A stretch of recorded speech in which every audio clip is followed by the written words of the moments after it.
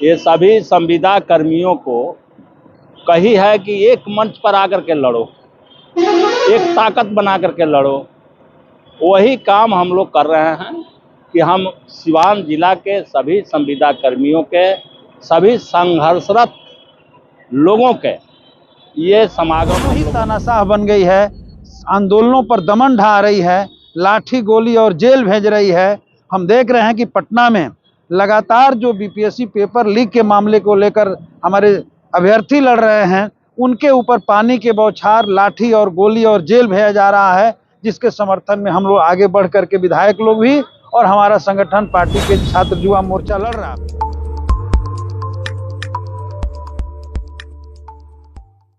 सीवान के अंबेडकर पार्क में आयोजित बदलो बिहार समागम में बड़ी संख्या में आशा कार्यकर्ता, विद्यालय रसोइया, जीविका कर्मी, शिक्षक, खेत मजदूर और किसान शामिल हुए।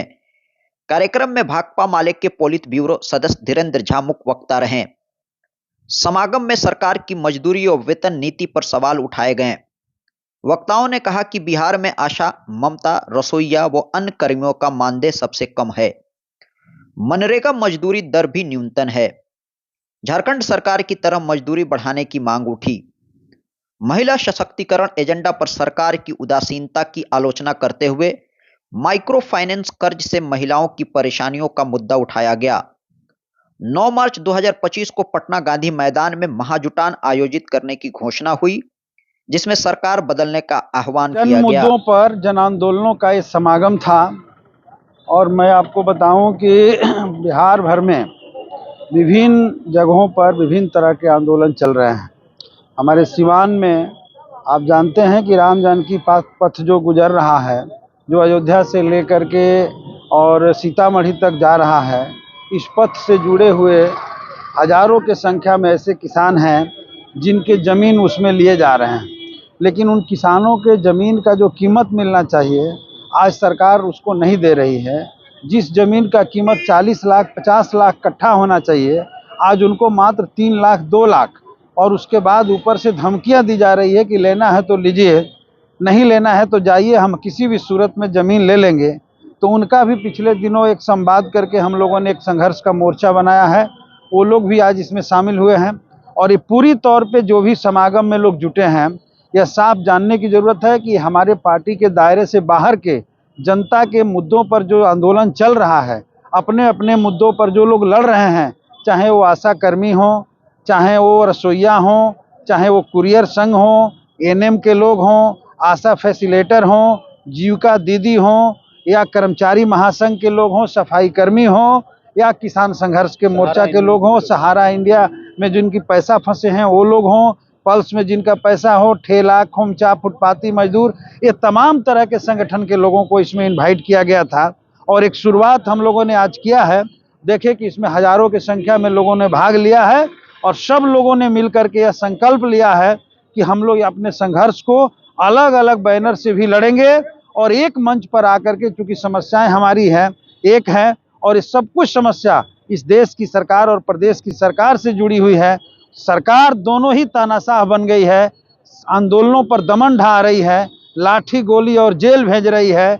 हम देख रहे हैं कि पटना में लगातार जो बीपीएससी पेपर लीक के मामले को लेकर हमारे अभ्यर्थी लड़ रहे हैं, उनके ऊपर पानी के बौछार, लाठी और गोली और जेल भेजा जा रहा है, जिसके समर्थन में हम लोग आगे बढ़ करके विधायक लोग भी और हमारा संगठन पार्टी के छात्र युवा मोर्चा लड़ रहा है। इन सब लोगों को हम लोग एकजुट करने का प्रयास कर रहे हैं।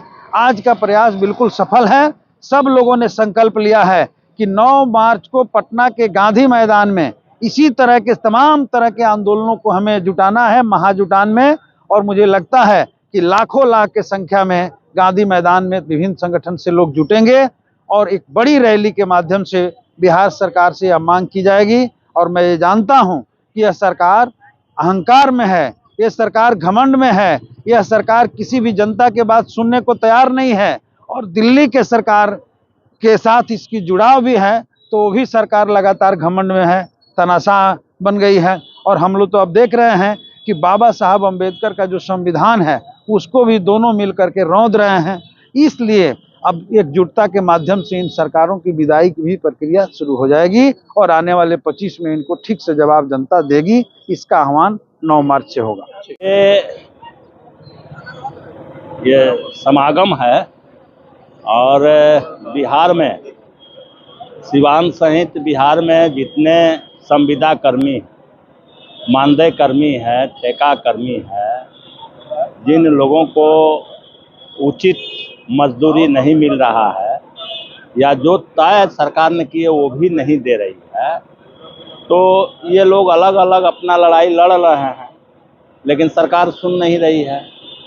हमारी पार्टी भाकपा माले ने ये सभी संविदा कर्मियों को कही है कि एक मंच पर आकर के लड़ो, एक ताकत बना करके लड़ो। वही काम हम लोग कर रहे हैं कि हम सिवान जिला के सभी संविदा कर्मियों के, सभी संघर्षरत लोगों के ये समागम हम लोगों ने किया और इसमें काफ़ी भीड़ रही और हम यही कहे कि अपने अपने मुद्दों पर आप संगठित होकर के रहिए और संघर्ष करिए। भाकपा माले एक मंच प्रोवाइड कर रही है 9 मार्च को पटना के गांधी मैदान, और वहां सभी को न्योता दिया गया कि वहां चल करके अपनी मांग को रखिए और वहां से सरकार को सुनाइए। ऐलान होगा और यही ऐलान होगा कि अगर सरकार इन सभी संविदा कर्मियों के मांगों को नहीं मानती है, संघर्षरत जनता के मांगों को नहीं सुनती है, तो निश्चित रूप से सब लोग मिल करके और 25 में होने वाले विधानसभा के चुनाव में इस सरकार की विदाई करिए, एनडीए के विदाई कर दीजिए।